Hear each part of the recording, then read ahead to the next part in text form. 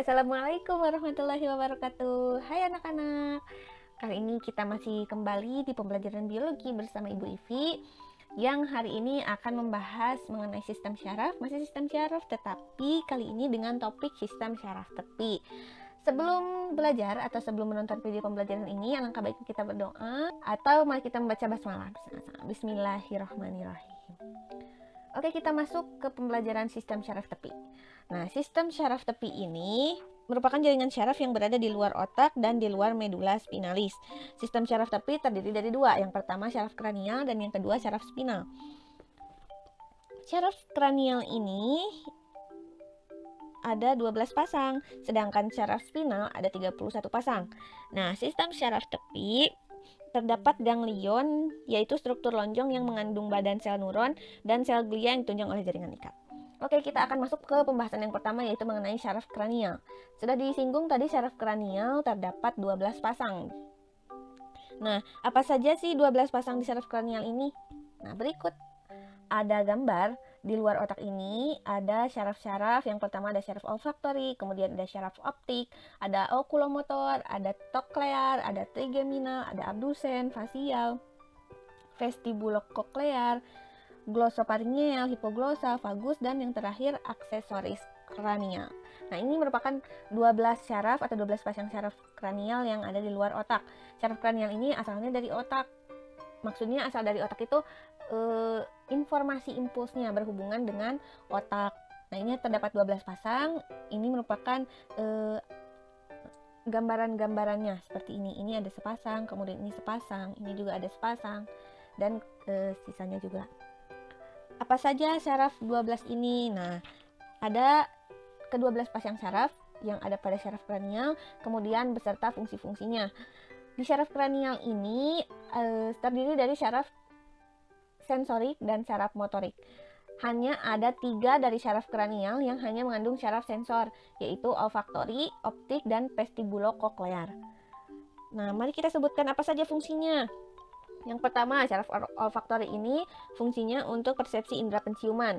Syaraf optik, karena optik tentu fungsinya untuk persepsi indera penglihatan. Nah, untuk yang ketiga, karena ada sensori dan motor, neuron sensorinya berfungsi untuk membawa informasi dari otot mata ke otak tengah, sedangkan neuron motornya untuk membawa impuls dari otak tengah ke otot bola mata. Kemudian yang keempat ada troklear. Neuron sensorinya fungsinya untuk menyampaikan informasi dari otak sadak bola mata ke otak tengah, sedangkan neuron motornya membawa impuls dari otak tengah ke otot sadak bola mata. Kemudian yang kelima ada trigeminal. Nah, ini neuron sensorinya berfungsi untuk membawa informasi dari wajah, rongga nasal, dan rongga oral. Sedangkan neuron motornya membawa impuls dari pons paroli ke otot mastikasi. Otot mastikasi ini merupakan otot yang membantu dalam proses mengunyah. Kemudian yang keenam ada syaraf abdusen. Nah, syaraf abdusen ini fungsinya neuron sensorinya untuk membawa informasi dari otot rectus lateral mata ke pons paroli, sedangkan neuron motornya membawa impuls dari pons paroli ke otot rectus lateral mata. Kemudian yang ketujuh ada syaraf fasial. Syaraf fasial ini fungsinya neuron sensorinya membawa informasi dari indera pengecap lidah, sedangkan neuron motornya membawa impuls dari pons paroli ke otot ekspresi wajah, kelenjar air mata, dan kelenjar saliva. Kemudian yang kedelapan tadi hanya memiliki neuron sensor, yaitu untuk menyampaikan informasi indera pendengaran ke talamus dan temporal otak. Kemudian yang kesembilan ada syaraf glosopharynx. Neuron sensorinya berfungsi untuk membawa informasi yang berkaitan dengan rasa pada lidah, kemudian informasi dari laring, faring, dan tekanan darah dalam pembuluh darah tertentu. Sedangkan neuron motornya membawa impuls dari medula ke otot untuk wicara, menelan, dan kelenjar lidah. Kemudian syaraf yang ke-10 fungsinya neuron motornya untuk membawa impuls dari medula ke seluruh organ pada toraks dan abdomen, sedangkan neuron sensorinya membawa informasi dari faring, laring, trakea, esofagus, jantung, serta viscera. Kemudian syaraf yang ke-11 ada aksesoris spinal. Neuron motornya berfungsi untuk membawa impuls dari medula ke otot volunteer faring dan laring, serta dari medula spinalis cervical ke otot trapezius. Sedangkan neuron sensorinya membawa informasi dari otot laring, faring, trapezius, dan sternocleidomastoid. Yang ke-12 ada syaraf hipoglosal.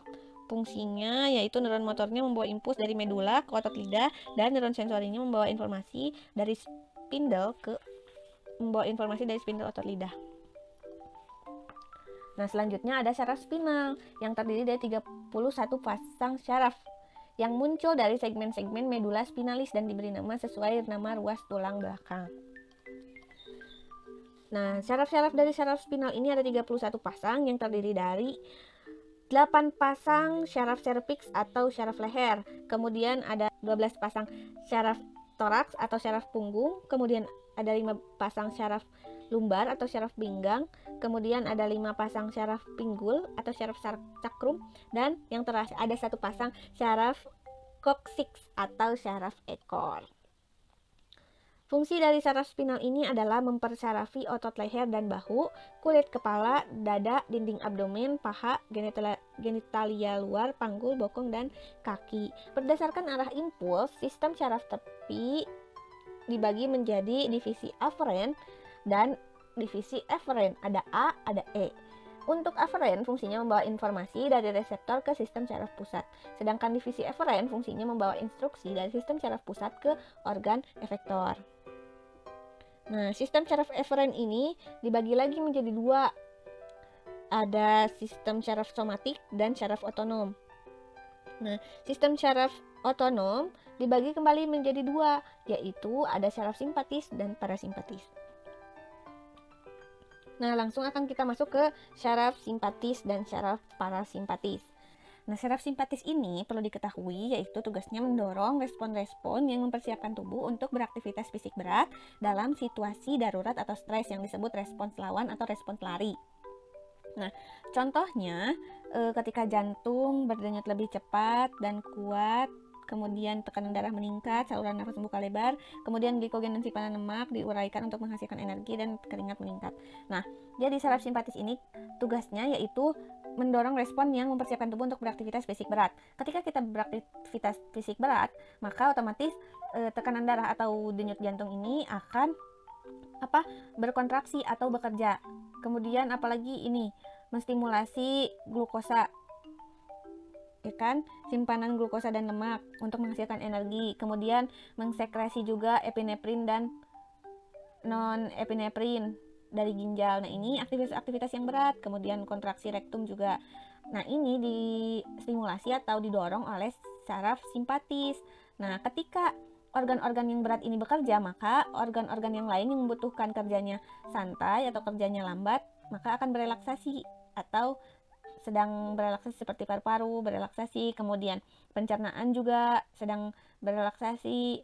Nah, sebaliknya untuk parasimpatis ini kerjanya yaitu memperlambat aktivitas berat dan bekerja ketika keadaan santai atau keadaan istirahat. Contohnya akan terjadi kontraksi dari paru-paru atau kontraksi bronkus. Kemudian ketika dalam keadaan mencerna ini lambung atau sistem pencernaan akan distimulasi oleh sistem parasimpatis. Kemudian stimulasi dari kantong empedu, lalu kontraksi kantung kemih, menstimulasi kontraksi kantung kemih. Nah, berbeda dengan parasimpatis. Parasimpatis ini kerjanya ketika dalam keadaan istirahat atau untuk mencerna.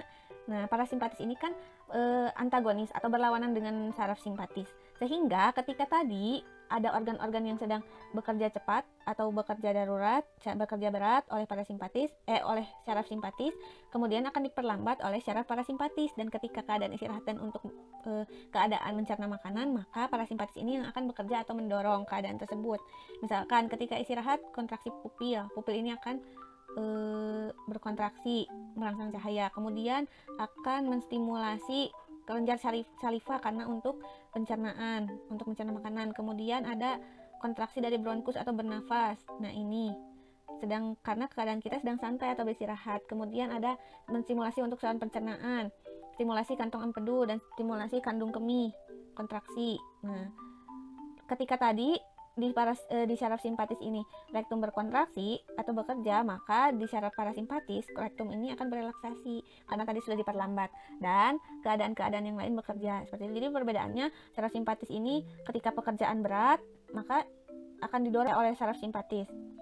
Contohnya jantung tadi bekerja untuk keadaan yang berat, kemudian menstimulasi glukosa oleh hati, kemudian sekresi epinefrin. Nah, ketika sudah bekerja, maka akan diperlambat oleh parasimpatis. ketika sudah diperlambat, maka organ-organ yang lain yang bekerja ketika dalam istirahat atau bekerja dalam keadaan santai, maka dia akan bekerja. Ketika yang lainnya yang tadinya bekerja berat sudah diperlambat, maka organ-organ yang bekerja dalam keadaan santai akan distimulasi untuk bekerja, seperti pencernaan, pernafasan, kemudian pupil, saliva. Nah, itu akan dikerjakan atau didorong oleh parasimpatis, seperti itu. Nah, ini rangkuman poin-poin penting dari perbedaan parasimpatis lain yang tadi.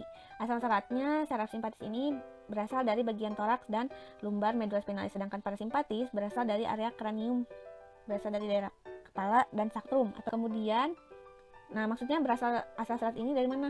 Dari pinggang. Nah, ini area sakrum, ini area kranium atau kranial atau dari otak. Ini namanya serviks. Area serviks, ini area toraks, ini area lumbar atau pinggang. Torak ini punggung. Nah, ini area ekor.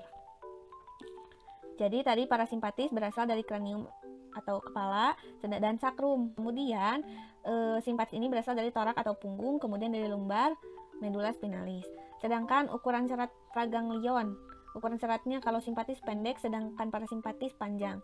Untuk ukuran serat pascaganglion, simpatis panjang, parasimpatis pendek. Jenis neurotransmitternya yaitu untuk saraf simpatis yaitu asetilkolin dan noradrenalin, sedangkan parasimpatis asetilkolin saja. Untuk efeknya, saraf simpatis yang tadi untuk aktivitas berat, sedangkan saraf simpatis mendorong untuk keadaan tenang. Nah, seperti itu. Kemudian ada gangguan-gangguan dari sistem saraf pada manusia. Ada apa saja?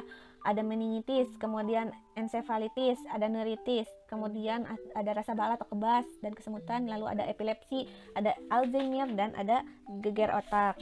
Nah, meningitis itu apa? Kita kembali, di otak kan ada, di otak dan medula spinalis itu ada meninges atau selaput yang melindungi otak dan medula spinalis. Nah, meningitis ini radang dari selaput otak karena infeksi bakteri atau virus. Kalau ada itis-itis berarti dia terjadi peradangan. Jadi meningitis merupakan radang selaput otak. Meninges selaput otak, dan itis itu ketika ada itis itu peradangan. Jadi meningitis radang selaput otak. Lalu ada ensefalitis, peradangan jaringan otak. Biasanya disebabkan oleh virus. Kemudian neuritis, gangguan saraf tepi akibat peradangan. Nah, neuritis, neuron, saraf, berarti itis peradangan, berarti peradangan pada saraf. Ini mah saraf tepi. Bisa juga karena keracunan atau tekanan. Lalu maksudnya gangguan sarafnya bisa akibat peradangan, keracunan atau tekanan, seperti itu. Lalu ada rasa kebal atau rasa baal dan kesemutan. Gangguan saraf akibat gangguan metabolisme, tertutupnya aliran darah atau kekurangan vitamin neurotropik seperti B1, B6, dan B12. Lalu ada epilepsi atau ayan. Nah, penyakit ini serangan mendadak seperti trauma kepala, tumor otak, kerusakan otak saat kelahiran, stroke, dan alkohol. Biasanya gejalanya serangan mendadaknya biasanya disertai kejang, kemudian keluar busa, kemudian ya seperti itulah ya epilepsi. Nah, epilepsi ini juga bisa disebabkan oleh kekurangan neurotransmitter yang dipacu oleh stres, depresi, dan sebagainya, itu juga bisa terjadi. Lalu ada Alzheimer, sindrom kematian sel otak secara bersamaan, atau bisa dibilang pikun. Nah, itu kematian sel otak. Geger otak. Nah, geger otak ini bergeraknya jaringan otak dalam tengkorak yang menyebabkan perubahan fungsi mental atau kesadaran. Geger otak ini ditandai dengan gejala awalnya kebingungan atau pingsan selama beberapa menit. Nah, seperti itu. Mungkin ini saja dari sistem syaraf. Karena sudah sampai ke materi terakhir, yaitu gangguan sistem syaraf. Kita akan bertemu kembali di sistem yang selanjutnya, yaitu sistem hormon atau sistem endokrin. Oke, sampai sini materi untuk sistem syaraf. Terima kasih. Wassalamualaikum warahmatullahi wabarakatuh.